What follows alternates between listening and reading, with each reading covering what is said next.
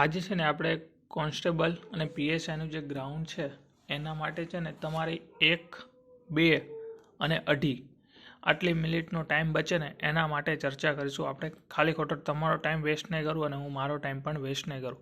જો તમે ગ્રાઉન્ડે જતા હો અને દરરોજ 5 કિલોમીટર દોડતા હો તમે અને તમારે around 26 minute, 25.5 minute, around 25 minute ઉપર થતું હોય, 26 મિનિટ થતું હોય અથવા 27 મિનિટ થતું હોય અથવા 27.5 મિનિટ સુધી થતું હોય અને તમને બહુ ડર લાગતો હોય કે શું થશે ગ્રાઉન્ડમાં અને તમારે કોક દી કદાચ 27 થતી હોય, કોક દી 26 થતી હોય, કોક દી 25.5 થતી હોય, મે બી 25 થતી હોય, 24 થતી હોય, તો તમારે છે ને ખાલી 1 વીક માટે, કેટલા 1 વીક માટે, જેમ કે આજે કયો વાર છે, એક જ મિનિટ હું જોઈ લે, આજ 17 તારીખ થઈ છે ને અને આજે શનિવાર છે, તો કાલે રવિવાર છે ને, કાલે રવિવાર, તો આજે તમે 5 કિલોમીટર દોડ્યા છો ને, તો કાલે તમે ખાલી છે ને રનિંગ નહીં કરતા, મે બી વોક બી નહીં કરતા, જવું હોય તો ગ્રાઉન્ડે જઈને બે રાઉન્ડ ચાલજો અને પછી સોમવારે તમે છે ને ટાઈમર ચાલુ કરી અને 12 રાઉન્ડ દોડજો. તમે ટાઈમ કાઢજો. સોમવારે તમે દોડ્યા, પછી મંગળવારે રેસ્ટ કરજો અને બુધવારે દોડજો.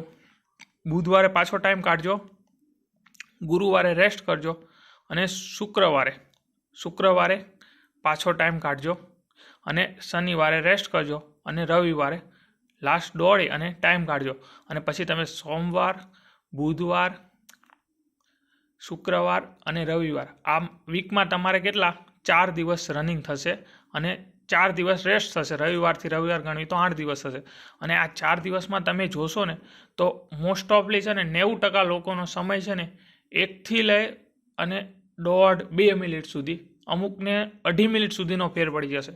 અને આનીથી તમારે ફાયદા કેટલા થશે, તો એક તો તમારે દરરોજ 5 કિલોમીટર દોડવું નહીં પડે, એટલે તમે મહિનાનું 150 કિલોમીટર દોડતા હશો ને તો તમારે 75 કિલોમીટર દોડવું પડશે મહિનાનું. હજી કોન્સ્ટેબલમાં ઘણા એવા છે જેને આખો મહિનો છે, મારે જ હજી 15-20 દિવસ બાકી છે ગ્રાઉન્ડને, તો હું એવી રીતે જ દોડું છું. મારે છે ને સ્ટાર્ટિંગમાં 27 મિનિટ આવતી હતી, 26 મિનિટ આવતી હતી, 26.5 પણ આવતી હતી અને હું દરરોજ દોડતો. ઘરે આવીને એટલું શરીર થાકી જતો કેમકે મારો વજન 52-53 કિલો જ છે અને આપણો ખોરાક નોર્મલ હોય, આપણે કાંઈ એવા એથ્લીટ કે એવો ખોરાક છે ને, તો પછી મેં છે ને એક દી રેસ્ટ કર્યો ને તે મારે છે ને 25.5 એવી રીતે ચાલુ રહ્યું, 24.5, 25.5, 24.5 અને અમુક વાર પછી ધીમે ધીમે મારે 23, 23.5, 24 સુધી વયું ગયો.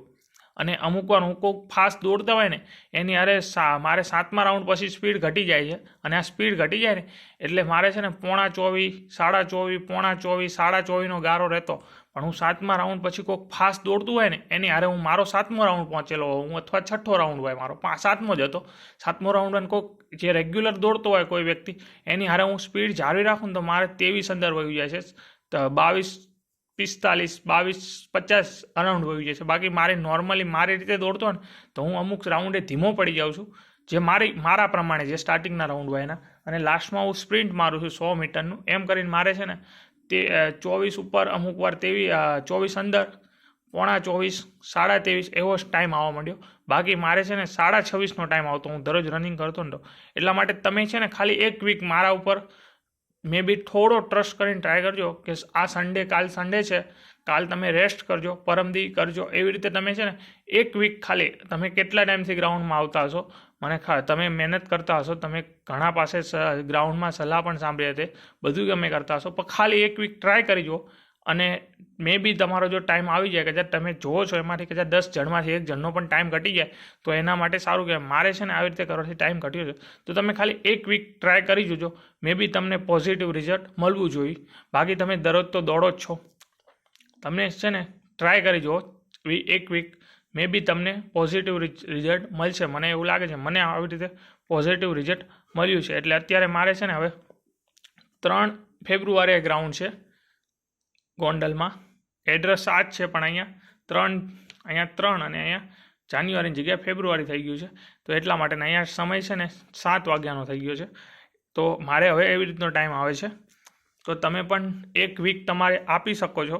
તમારે હજી ફેબ્રુઆરીમાં અમુકને ગ્રાઉન્ડ હશે, અમુકને માર્ચમાં બી હોય શકે, તો એટલા માટે તમે આવી રીતે 1 વીક ટ્રાય કરી શકો. તમારે છે ને 1 મિનિટ, અડધી minute, 1 minute, 1.25 minute, 1.5 minute, 2 minute, મારે 2.5 મિનિટનો ફેર આવી જાય છે. અમુક દિવસનો કમ્પેરિઝન કરું ને કે હું જ્યારે દરરોજ દોડતો ને ત્યારે મારે 27 મિનિટના ગ્રાઉન્ડના થતું હતું. 27 મિનિટ અત્યારે મારે છે ને અમુક વાર 23 અંદર પણ મેં કરેલું છે. 22 નીચે હું 22.5 નીચે હું નથી ગયો, પણ મારે 23ની અંદર પણ અમુક વાર રાઉન્ડ થઈ જાય છે. અને હું વીકમાં મતલબ કે મહિનામાં 1 દિવસ રેસ્ટ, 1 દિવસ રનિંગ, એવી રીતે કરીને 15 દિવસ દોડું છું, જેથી બોડીને થોડો આરામ પણ મળે છે અને છે ને આમ એટલું બધું થાક નથી લાગતો. જેના દિવસે દોડીએ ને એના દિવસે ખુશી હોય, કેમ કે 12 રાઉન્ડ દોડી હોય ટાઈમિંગમાં, અને હું છેલ્લે 100 મીટરની સ્પ્રિન્ટ પણ મારું છું. તો એટલા માટે મેં કીધું આ વિડીયો બનાવું, તમને ઉપયોગી થશે. અને તમે ખાલી 1 વીક ટ્રાય કરજો. કાલ રવિવાર છે, કાલ 18 તારીખ છે, આવતા રવિવાર સુધી ટ્રાય કરજો. મે બી તમને પોઝિટિવ રિઝલ્ટ મળશે. તમારી 10, 15, 20 સેકન્ડથી લઈ અને 2 મિનિટ એટલે કે 120 સેકન્ડ, 120 અથવા તો 2.5 મિનિટ એટલે કે 150 સેકન્ડ સુધીનો ફેર પડી શકે છે. કેમ કે 26, 27 આવતા ને એટલે આપણે બહુ બીક લાગે, કેમ કે આપણે છે ને એવા નથી કે આપણે રાઉન્ડ નથી થતા, કે એવા નથી કે આપણે બહુ ટાઈમ થાય છે. આપણે ખાલી 1-2 મિનિટના ફેરમાં હોય છે. હવે 25 જેને 25 5 થતી હોય એને પણ કેટલો ડર લાગતો હોય. એના માટે તો એમ થાય કે 10 સેકન્ડ હજી ઓછી હોય તો એને 25 અંદર 24, 50માં પૂરું થાય તો એને ચિંતા ઓછી થાય. એટલા માટે કહું છું કે મોસ્ટ ઓફલી બધા દોડતા હશે, તો એટલા માટે આ વસ્તુ તમે 1 વીક ટ્રાય કરજો. કાલે રવિવાર છે, મે બી તમે ટ્રાય કરી જોજો 1 જ વીક. પછી જો તમારે ટાઈમ જો ન ફેર પડે તો તમે તમારું રૂટીન ચાલુ રાખી શકો છો. બાકી આ ટ્રાય કરજો, તમને બેનિફિટ થશે. આની મારા ખ્યાલથી તમારી અરાઉન્ડ 1 થી 2 મિનિટનો ફેર પડી શકે છે. કોકને 10-15 સેકન્ડનો પણ ફેર પડી શકે છે. એ તમારી બોડી ઉપર થાય છે. તમે જો ટ્રાય કરો તો 1 વીક પછી આમાં તમે કોમેન્ટ કરજો. આપણે બહુ લાંબો વિડીયો નથી બનાવતો, ટૂંકું ટચ તમને ઉપયોગી થાય એવી માહિતી શેર કરવાની કોશિશ કરું છું.